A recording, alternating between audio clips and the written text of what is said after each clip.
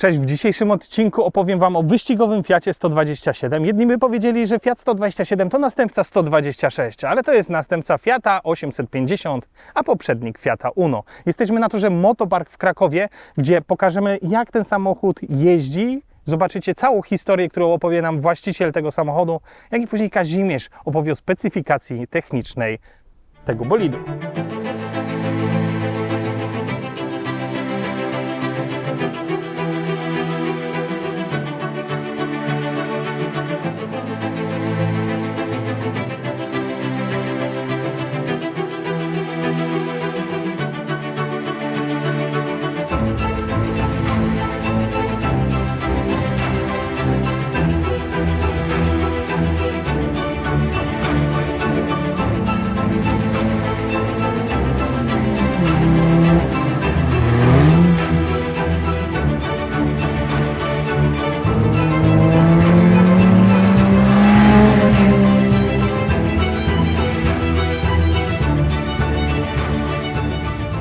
Cześć, nazywam się Łukasz Wojtal, urodziłem się w Krakowie i po 15 latach udało mi się wrócić na tor w tym samym miejscu autem, które częściowo sam zbudowałem, częściowo udało się go zmodyfikować właśnie w tym miejscu w Krakowie. Dzisiaj jesteśmy po testach, auto spisuje się bardzo dobrze, jego historia jest długa. Kupiłem auto w 2020 roku na urodziny. Zakup był spontaniczny w Gliwicach od młodego człowieka, który obiecał mi, że napisze historię o tym samochodzie. Udało się wydać już trzy artykuły. Myślę, że kolejny przed nami. Auto było w stanie agonalnym, zresztą pewnie zobaczycie te zdjęcia na filmie. Zawiozłem, zamontowałem w nim klatkę, ponieważ stwierdziłem, że będzie to rajdówka. A dlaczego Fiat 127? Sentymentalnie rodzice mieli taki samochód i gdzieś tam w głowie zawsze był. W samochodzie została zamontowana klatka z załącznikiem J. Auto pierwotnie miało startować w rajdach historycznych. No ale już na samym początku były problemy, ponieważ budowa rajdówek, Janusz, pozdrawiam serdecznie, zadzwonił do mnie i powiedział: no słuchaj, tam nie ma gdzie montować klatki, tak? Auto jest tak zgnite, że niestety lepiej byłoby, żebyś nie inwestował w ten samochód, kupił inne nadwozie. No niestety stało się inaczej, zdecydowałem, że w związku z tym, że jednak to był prezent na urodziny, zamontowaliśmy tą klatkę. Klatka okazało się później, była zbawienna dla tego samochodu. Auto trafiło do naprawy blacharskiej do Pawła, do Pawmiksu. Też pozdrawiam serdecznie. Wcześniej jednak zostało wypiaskowane. No, po tym jak zostało wypiaskowane, okazało się, że gdyby nie ta klatka, złamałby się w pół i nie byłoby samochodu. Mozolna praca, 3-4 miesiące bodajże, w COVID-zie jeszcze wtedy pamiętam. W zakładzie blacharskim doprowadziło to auto do stanu takiego, jak widać. Samochód został odbudowany od zera, tak naprawdę odbyła się jego produkcja, a nie naprawa, bo wszystkie części zostały wymienione. Może dach i parę elementów, które zostały z poprzedniego auta. Następnie w samochodzie został zamontowany silnik seryjny 900 i odbyły się pierwsze jazdy. Ja sam składałem ten samochód osobiście, rozkładałem, składałem, uruchamiałem, więc można powiedzieć, że to moje dziecko trochę. Ale i też dużo pracy włożyły osoby, które mnie wspierały w tym projekcie. Potem auto zostało przetestowane na bezdrożach tak naprawdę. Okazało się, że jednak wymaga pewnych modyfikacji.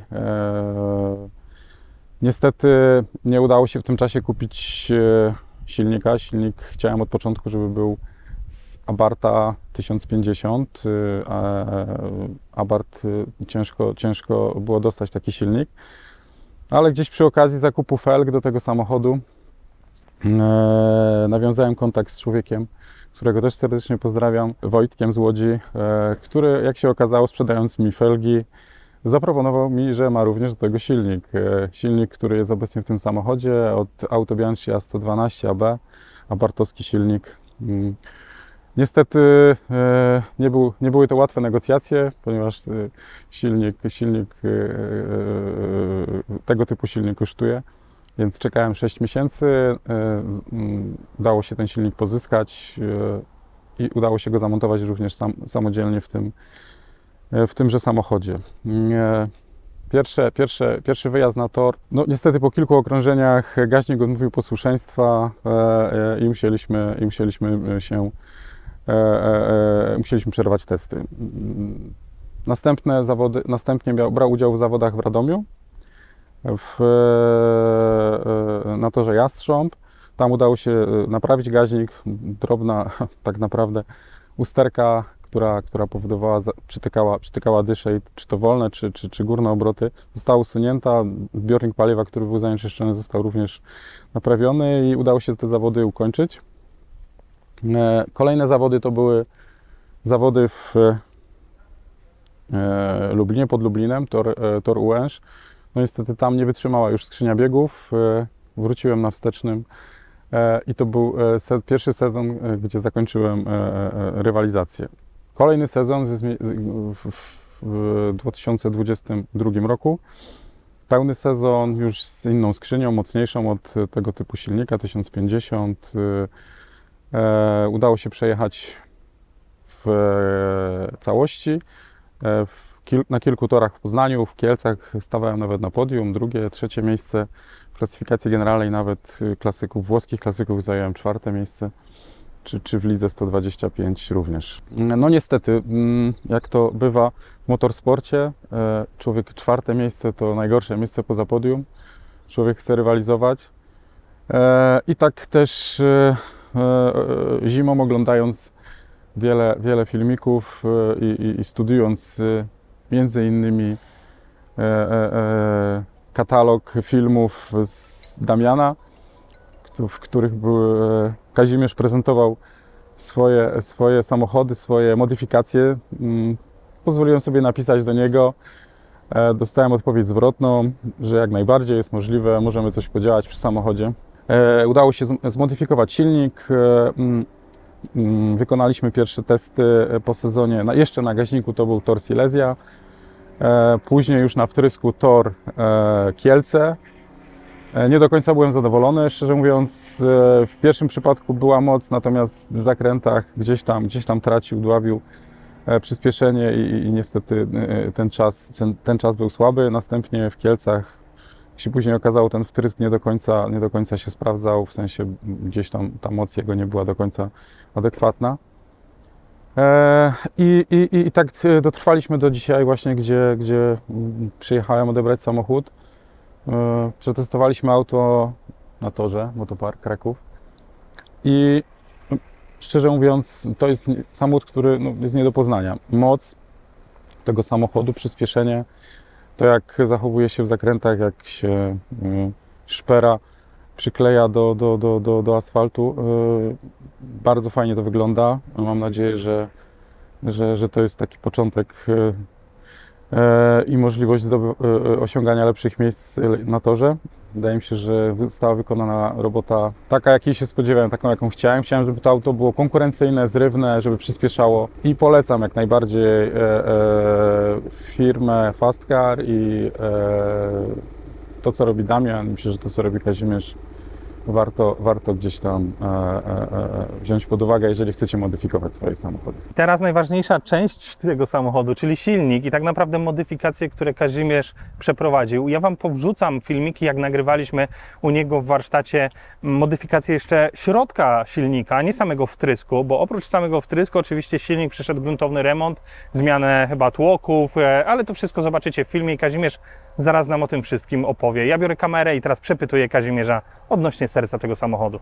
Okej, słuchajcie, mamy Kazimierza. Powiedz mi może od początku, bo zacząłeś od remontu tego silnika chyba tak naprawdę. Tak, wstępnie zweryfikowaliśmy moc silnika, jak przyjechał do nas. Całkiem przyzwoicie, było już 80 koni na starcie. Bardzo dobra baza, żeby działać dalej. Natomiast okazało się po rozebraniu silnika, że mimo wszystko tłoki są mocno wyeksploatowane.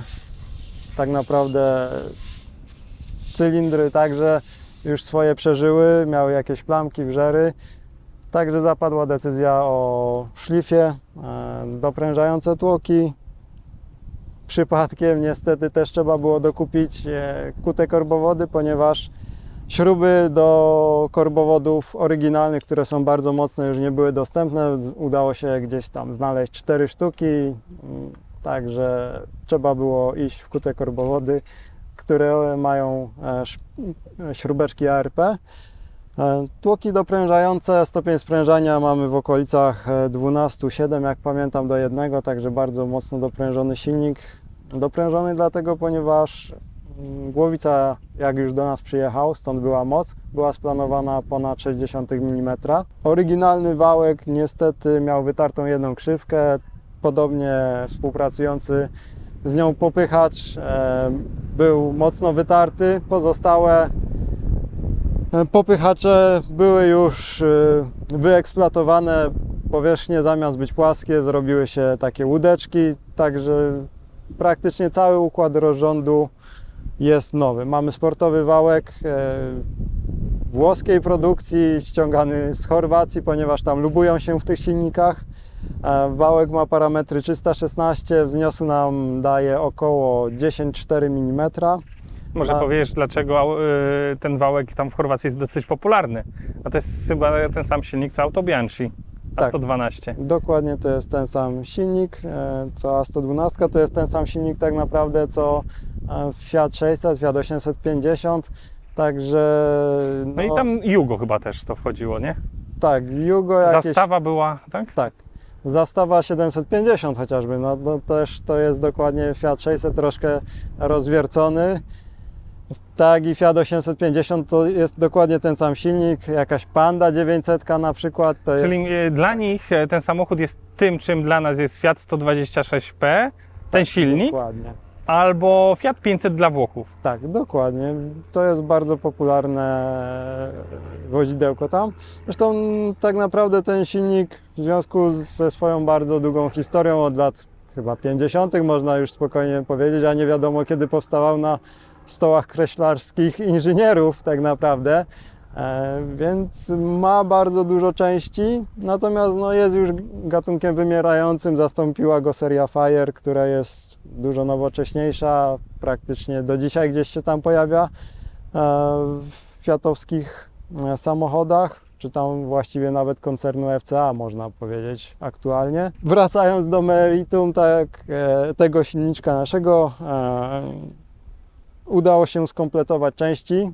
Troszkę to trwało, tak naprawdę najdłużej czekaliśmy na tłoki, ponieważ nic nie było dostępnego na półce i trzeba było doczekać, aż się wyprodukują dla nas konkretnie na nadwymiar.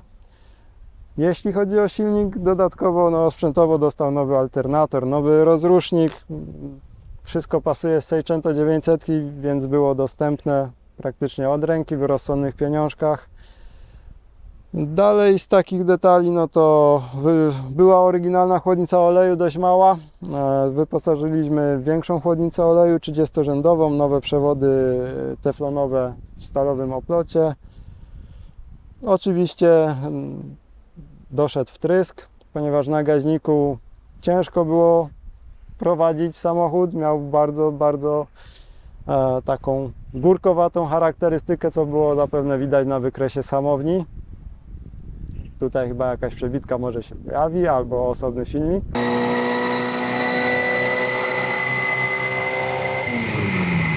Więc finalnie wtrysk. Taki był zamysł co prawda z początku, aczkolwiek w ramach tego, że wozik musiał wystartować na Silesii, pojechał na aparacie zapłonowym, na gaźniku i też jakiś tam nawet wynik zrobił w takiej konfiguracji. Zresztą Tu możecie sobie zobaczyć, wrzucę Wam tu u góry filmik z tej Silesii, gdzie byliśmy z tym Fiatem na torze. tak, dokładnie. Więc na gaźniku też się da, natomiast charakterystyka gaźnika trzeba by bardzo długo posiedzieć, prawdopodobnie zastosować gaźnik stałopodciśnieniowy, motocyklowy, z czego no, problematyczne jest tutaj to, że mamy głowicę jednokanałową, jak w Fiacie 126P, w naszym maluszku, także ciężko byłoby o tak duży gaźnik, żeby wykarmić cały silnik o mocy 90 koni. Finalnie skończył na wtrysku. Była pierwsza ewolucja wtryskiwaczem za przepustnicą. też to działało, natomiast Pokażesz go? tak, tutaj mamy ten wtryskiwacz, który w pierwszej ewolucji wtrysku sobie podawał, natomiast finalnie mamy listwę wtryskową na górze, wtryskiwacze 2, dzięki temu mamy lepszą atomizację paliwa. Ten dolny jest odłączony. Tak, dolny jest odłączony w tym momencie, tylko i wyłącznie służy jako zaślepeczka. I ten dolny się nie sprawdzał. Tak, dolny się nie najlepiej sprawdzał, ponieważ tam tylko jeden mi się umieścił. Nie było opcji, żeby tak ładnie jakoś wkomponować dwa, więc musiał być większy. Większy wtryskiwacz to jest niestety gorsza atomizacja paliwa. Musiał być po prostu gigantyczny, to jest 980, więc te wolne obroty też nie zawsze były powtarzalne. A tutaj na górze mamy dwa wtryskiwacze, każdy z nich ma po 330 cm3 na minutę wydajności przy 3 barach. Tutaj akurat pracujemy na 4 barach, więc mają około 370-380 cm3 na minutę. Dzięki temu wolne obroty są dużo stabilniejsze. Atomizacja paliwa ponownie, trzeba podkreślić, jest lepsza. No i dodatkowo nie ma jak wtrysk jednopunktowy, można by powiedzieć, chociaż mamy dwa wtryskiwacze, bardzo dobrze czyści przepustnicę i kanał silniczka krokowego. Dzięki temu nie trzeba tam zaglądać za często i czyścić, samo się czyści. Wtryskiwaczami, cewkami steruje nam oczywiście sterowniczek standalone. Jest to w tym wypadku taka podstawowa zabawka od EcoMastera, czyli EMU Classic. Sterowniczek mamy w środeczku.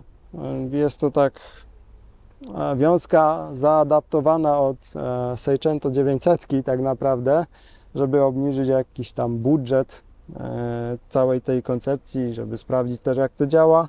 Mamy sondę szerokopasmową na pokładzie, mamy czujnik spalania stukowego, czego nie było oczywiście w 900, a możemy sobie w Classicu to jak najbardziej dobudować. Mamy co więcej, map sensor niewykorzystywany z Classica w związku ze sportowym wałkiem dość takim długim, bo 316.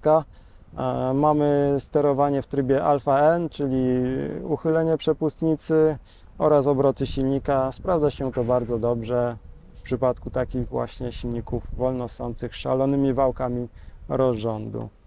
Chyba tyle, co możemy powiedzieć o silniku. Zawsze można więcej i mocowo, i osprzętowo tutaj porozbudowywać. Natomiast jest to takie optimum, żeby rozsądnie to można było eksploatować sportowo.